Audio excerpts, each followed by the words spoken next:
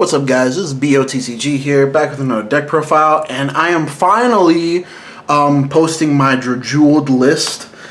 This is something that I have been in and out of building it, and then scrapping it, and then building it again, and then I scrapped another list, just because I feel like it's obviously not finished, because it's getting more support in the future to work more cohesively with the new cards that we got, but it's really hard just because, like, you eat so much counterblast in this list. So I tried to build the deck in a way that you can alleviate that somewhat and still have a cohesive game plan. So this isn't going to be your typical DRAJEWELED list. I'm going to tell you what I would play instead of what I am currently playing in the list, if you didn't want to play the card that I'm playing, but I figured we have access to it, and in my honest opinion, it doesn't make sense to me not to play it. But getting on to our profile here, playing the DRAJEWELED ride line, nothing much to say. I'm going to actually leave this guy in the middle because it makes sense. 4 copies of DRAJEWELED IGNIS. This is a grade 4 deck, so it does make sense to play your grade 4 at 4 copies because you need him. You need to get at least one of him. 2 of them if you're playing against Blankmeyer, but that's something else to talk about. But yeah, 4 copies of DRAJEWELED IGNIS. 4 copies of Nocturuzio. I debated not even playing this card, but then I really thought about it. I'm like, you're a grade 4 deck, and it does everything that your deck wants to do. It doesn't really make sense not to play it. If with the new DRAJEWELED, if the way that the new DRAJEWELED works, it wants you not to be on grade 4, and like it actually has an effect that makes sense with the new support, then like, yeah, we're not playing Nocturuzio anymore. But as long as we're a grade 4 deck, I'm going to be playing Nocturuzio, baby, because it just makes so much sense. But I'm getting on to the rest of our grades. We're going on to grade 2s now. So we're only playing 4 grade 4s and then 4 grade 2s. I'm not playing Ristal Galar or Forbidal in this deck just because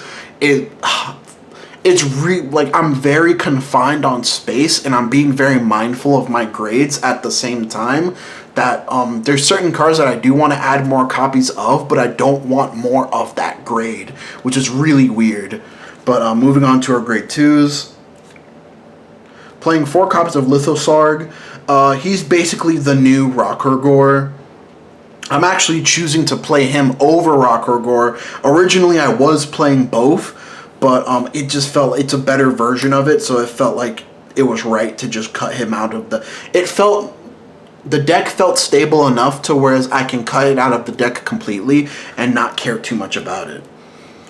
4 copies of Zoggin. Originally, I wanted to cut Zoggin, but again, just like the Nocturuzio, man, like, Zoggin is made for Ignis. It makes no sense not to have Zoggin in your Ignis deck, in my opinion, just because he turns your soul into a toolbox on board. And he has boost, which is really nice. And then the piece of resistance, the star of the show. I know y'all gonna flame me in the comments, but instead of 4 copies of Rokurgor, which originally I was gonna play 4 and 4, I'm playing 4 copies of Cranium Burner. You guys might not know what this does, because it's kind of an old card at this point. Came out in set 10. Cranium Burner skill is, when this unit attacks, if you're Vanguard of DRAJEWELED, it gets 2k until the end of that battle, and then at the end of the battle, if you Soul Blasted 4 or more at the same time for the cost of your Vanguard's ability, retire it to countercharge 1. So yes, this is a late countercharger because when this card countercharges, you've theoretically already done your restands. You've already paid for anything by the time that this countercharges. But my theory is just because you waste so many resources, it's a good enough in archetype countercharger that it buys back a counterblast for next turn. And that's why I'm playing 4 copies of Cranium Burner. I wanted to cut it down originally. Right now I'm playing 12 2s. I might cut it down to 10 2s and play more grade 1s or try and incorporate Forbidal package. But the way that I currently have this deck set up, it is very tight right now. Going on to our grade 1s now is 4 copies of Demia. Demia can only search out The only demonic stone dragon we have is Lithosarg. So Demia can only search Lithosarg. So you're either picking up this demonic stone dragon, or you're just counterblasting one for a soul charge too. But this is the main reason why. And I might cut this. I might cut this down to 3, just because 4 might be too much. I need to test this in the wild and see whether or not that if 4 is legitimately valid. Because it's a, I wouldn't say these are guaranteed copies of Lithosarg. It's more like they're like 0.5 copies of Lithosarg instead of like a guaranteed copy because of the way that the ability works. But I'm trying out 4 right now. I know we're going to get more demonic stone dragons in the future. Hopefully we get a better countercharger than Cranium Burner. Or maybe like it'll be on the new, it'll be slapped onto the new DRAJEWELED itself. I'm not sure. But yeah, like this deck counterblasts a lot. Nocturusio counterblasts, your grade 3 counterblasts, your Restandard counterblast, Demia, the searcher for your Restandard counterblasts. And your grade 4 searcher, which I've seen people cut this card down to 3. In my opinion, that's incorrect. 4 copies of Horde Slash Dragon. What are you doing, man? Horde Slash Dragon is one of the most important cards in your deck. It lets you see your grade 4. It helps you, it boosts the consistency of just hard draw it. Like, it boosts up your consistency. You need to play Horde Slash at 4 copies. In my personal opinion, you need to play Horde Slash at 4 copies. And then for the final grade 1 that we are playing, well, not counting Perfect Guards, the final grade 1 that we are playing is 2 copies of Varpluza. I might cut a Demia for a Varpluza, or if you're going with what my original list was before I scrapped it, the Cranium Burners or Rockogors, the 2 Varpluzas, which in that list I cut Varpluza completely. The 2 Varpluzas are the Jeweled Cat. 2 of the Jeweled Cat, which in theory, the second Jeweled Cat, you can use it, but it really depends on your soul setup on whether or not it's a good idea, because you're getting rid of your grade 3 DRAJEWELED name. But we're playing 2 Varpluza just to increase the amount of Restanders we quote-unquote have, and the fact that it is searchable off of Zoggin from Soul.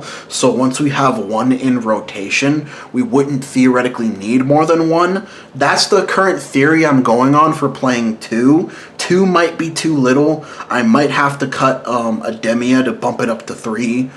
I don't think I'd play less than 3 Demia. At that point, you might as well just not play the card at all. But this is the core reason why I'm playing the countercharger in my version of the deck, is that Horde Slash counterblast, Nocturusio counterblast, Demia counterblast, your grade 3 Vanguard counterblast, your Restandard counterblast. You use a lot of counterblast in this current iteration of the deck, which hopefully gets alleviated in what DZ set 10. In set 10, hopefully that does get alleviated.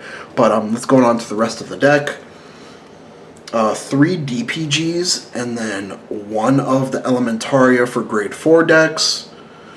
Nothing much to say here. Well, I should probably put it like that. That's probably better. 1 of the Elementaria for grade 4 decks. 1 of the Dark States Overtrigger. I've said it again and again, bro. Like, this deck, this is like, it turns your Vanguard into a threat. If your Vanguard was not already a threat, which this Vanguard is, it turns it into a mega threat. Like, this is slept on, in my opinion. Preferably, I don't want Overtriggers in my game, but this is slept on. Like, this needs to get played in more Dark States decks, in my opinion. But 1 of the Dark States Overtrigger. 3 of the Shield Front. I'm not sure whether or not I play the Soul Front over the Shield Front. Again, that's something that I need to figure out in testing. But right now we're playing the Shield Fronts. We might need the Soul Fronts just because of the way that this deck works. I'm not sure. But moving on to the rest of the triggers. 4 of the Into Soul crits. 4 regular crits, and then 4 regular heals. We're playing the OGs, baby. The OG triggers for the Michiru deck, man.